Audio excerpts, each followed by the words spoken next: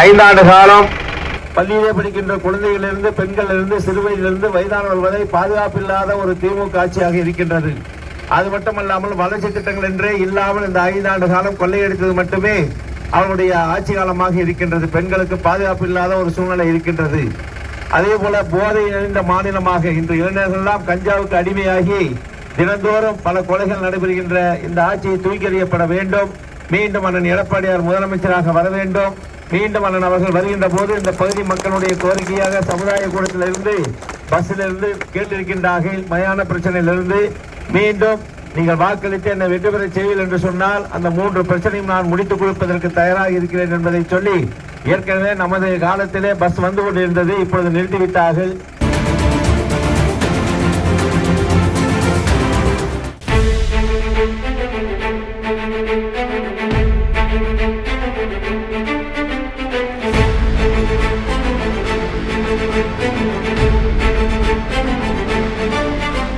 விஜயபாஸ்கர் எப்போதும் வருவேன், கரெக்டா இல்லையா? சில பேர் தேர்தல் வந்தோட வருவாங்க, 5 வருஷத்துக்கு ஒரு தடவை வருவாங்க. அப்புறம் யாராவது பார்க்க முடியுமா? உதாரணத்துக்கு ஜோதிமணி அக்கா பார்க்க முடியுமா? நான் எப்போதும் வருவேன். நீங்கள் போடுற ஓட்டு வலிமையான ஓட்டு. நம்ம ஊர் விஜய், நம்ம ஊரில் சேர்ந்தமங்கலத்தில் ஒரு அமுக்கிறமே நினைக்கக்கூடாது. நீங்கள் கிடந்த 50,000 போஸ்ட் மட்டும் நிமிட்டுச்சு. அதான் ஞாபகம் இருக்கா? கொரோனா காலம் ஞாபகம் இருக்கா? மழை வெள்ளம் வந்தப்ப ஞாபகம் இருக்கா? எல்லா கஷ்டத்துலையும் விஜயபாஸ்கர் உங்களோட நிற்பா. அவ்வளோதான் பாய். எல்லா கஷ்டத்துலையும் நின்றுட்டு நான் தேர்தலில் நிற்பேன். மற்றவங்க எதுலையுமே நிற்காம தேர்தலில் நிற்பாங்க. அப்போ யாருக்கு ஓட்டு போடணும்? யாருக்கு ஓட்டு? உங்களுடைய பொற்பாதங்களை பணிந்து வணங்கி நன்றி. எனக்கு தெரியும் நம்ம இதில் கார்டு மட்டும் கம்மியாக இருக்குது. இந்த முறை நம்ம ஆட்சி வந்தோன்னா அந்த கம்மியாக 100 கார்டு இருந்தாலும் நம்ம ரேஷன் கடையை கொண்டு வந்துடுவோம். அதை கொண்டு வந்து சொல்கிறேன், எனக்கு தெரியும், ஞாபகம் வச்சுக்கிறேன். அதே போல் அது மட்டும் இல்லை, இப்போ எடப்பாடியார் ஆட்சி வந்தோம்னா எல்லாத்துக்குமே 2000 ரூபா மாதம் குடும்ப அட்டை தகுதியெல்லாம் பார்க்கலாம். இப்போ பொங்கல் சீர் எப்படி வந்துச்சு, கோலப்போட்டி எப்படி வந்துச்சு, அது மாதிரி எல்லா ரேஷன் கார்டுக்கும் 2000, ஆட்சிக்கு வந்தோன்னா 10,000, எல்லாத்துக்கும் ஃப்ரிட்ஜு எல்லாம் சொல்லிக்கிறாங்க. நம்ம மட்டும்தான் சொன்னதை செய்வோம், மற்ற கட்சிக்காரங்க சொன்னதை செய்ய மாட்டாங்க. அது தெரியுமில்ல? 1000 ரூபா கொடுக்குறேன்னு சொல்லிட்டு எவ்வளோ நாள் ஆச்சு? அவ்வளோதான் சப்ஜெக்ட். நன்றி, வணக்கம், வாழ்த்துக்கள். கோவை தெற்கு சட்டமன்ற தொகுதிக்கு வெற்றி வேட்பாளராக புரட்சி தலைவர் எம்ஜிஆர், புரட்சி தலைவி அம்மா, புரட்சி தமிழர் எடப்பாடியார், மாண்புமிகு பாரத பிரதமர் மோடிஜி அவர்கள், அதே போல அருமையண்ணன் டிடிவி தினகரன் அவர்கள், அருமையண்ணன் அன்புமணி ராமதாஸ் அவர்கள், அண்ணன் பி.கே. வாசன் உட்பட அனைத்து கூட்டணி கட்சியுடைய தலைவர்கள், நம்முடைய தலைவர்கள், அவருடைய நல்லாட்சியுடன் வெற்றி வேட்பாளராக போட்டியிடக்கூடிய அம்மன் அர்ஜுன் அவர்களுக்கு நீங்கள் எல்லாம் இரட்டை இலை சின்னத்திலே வாக்களிக்க வேண்டுமாய் அன்போடு கேட்டுக்கொள்கிறோம்.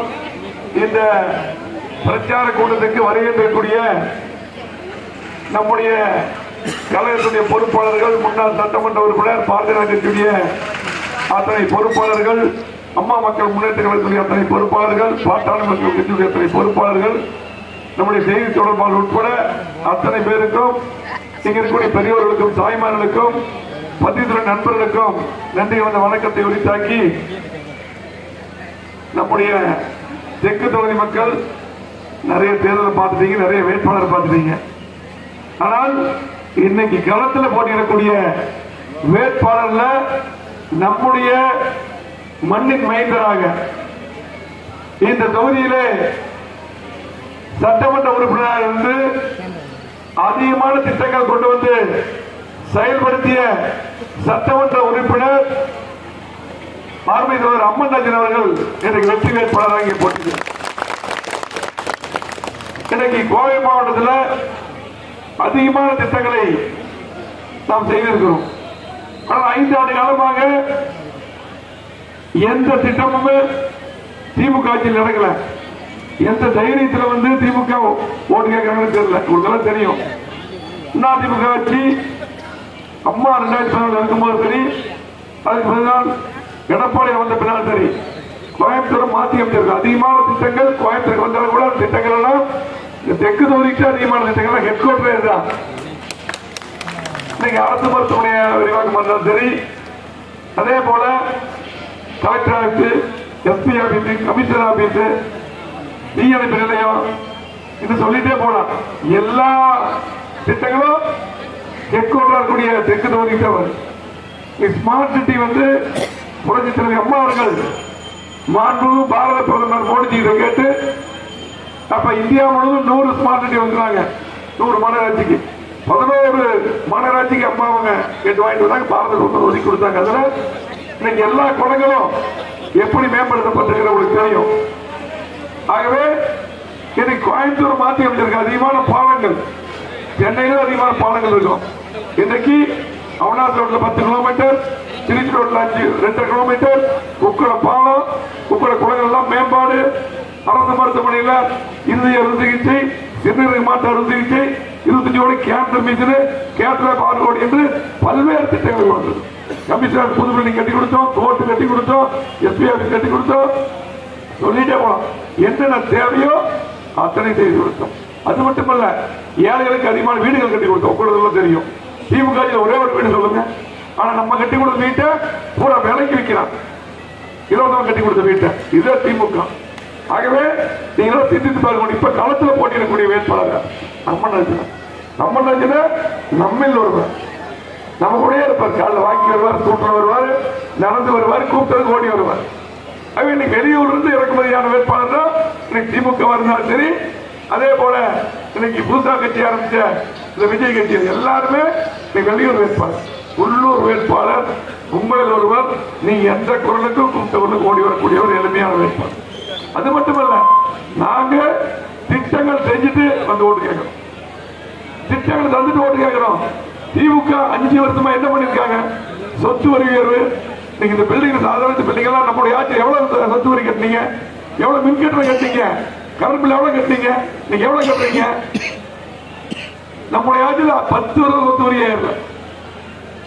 கட்டுமான பொருட்கள் எடுத்துங்க, பால் உயர்வு, கட்டுமான பொருட்கள் உயர்வு, சமையல் பொருட்கள் தான். நீங்க பாத்தீங்கன்னா திமுக 1000 ரூபாய் கொடுக்கிறோம், 3000 கொடுக்கிறோம், 5000 கொடுக்கிறோம், ஏமாத்துவாங்க. அதாவது மாதம் கொடுக்க வேண்டிய 1000 குடும்ப தலைவருக்கு அவங்க 10 கொடுக்கல. ஆட்சிக்கு வந்ததும் முதல் கையெழுத்தா கண்டிப்பா எல்லா குடும்பங்களும் சொன்னாங்க, எல்லா குடும்பத்துக்கும் கொடுக்கல, பாதி பேர் தான் கொடுத்தாங்க. அது உங்களுடைய வரி பணம். ஆனால் இன்னைக்கு பாத்தீங்கன்னா 3 மாதத்துடைய பணம் கோடைக்கால நிதி சொல்லி ஒட்டுக்கா போடுறாங்க. 28 மாதம் கழிச்சா கொடுத்தீங்கன்னா 28,000 ஒரு குடும்பத்துக்கு போட்டுக்கணும்ல. யாரும் வீடு திமுக வீட்டிலிருந்து போடுறாங்களா? உங்களுடைய பணம். ஆனால் இன்னைக்கு உங்க வீட்டில இருந்து எவ்வளவு பணத்தை எடுத்திருக்கான்னு கேட்டுங்க. நீங்க கணக்கு போட்டு பாருங்க. ஒவ்வொரு 5 வருடமாக நீங்க கரண்ட் பில் எவ்வளவு கட்டினீங்க, சொத்து வரி எவ்வளவு கட்டினீங்க, மளிகை பொருட்கள் அரிசி, பருப்பு, எண்ணெய், பால் எல்லாமே எவ்வளவு வாங்கினீங்கன்னு கணக்கு போட்டு பாருங்க. அதிமுக ஆட்சிக்கும் நம்மளுக்கு வீடு கட்டுறவங்க எல்லாம் கட்டுமான பொருட்கள் கணக்கு போட்டு பாருங்க. ஒவ்வொரு குடும்பத்துக்கும் எனக்கு தெரிஞ்சு 5 லட்சம் 6 லட்சம் இந்த 5 வருஷத்துல அப்படியே முடிந்து புடிங்கிட்டாங்க. எல்லா குடும்பத்திலும் திமுக 1000 ரூபாய் கொடுத்துட்டு, திமுக ஆட்சிக்கு வராம அதிமுக ஆட்சி இருந்து எடப்பாடி முதலமைச்சர் இருந்தா ஒவ்வொரு குடும்பத்துக்கும் 5 லட்சம் 6 லட்சம் மீதி வீட்டிலே இருந்திருக்கு. அந்த பணத்தை பூரா இன்னைக்கு எல்லாம் எடுத்துட்டாங்க. திருக இதுதான் திமுக ஆட்சி. ஆகவே தயவு செஞ்சு நீங்களா சிந்தித்து பாருங்க. திட்டங்கள் தந்த ஆட்சி அதிமுக. சட்ட ஒழுங்கு எடுத்துங்க.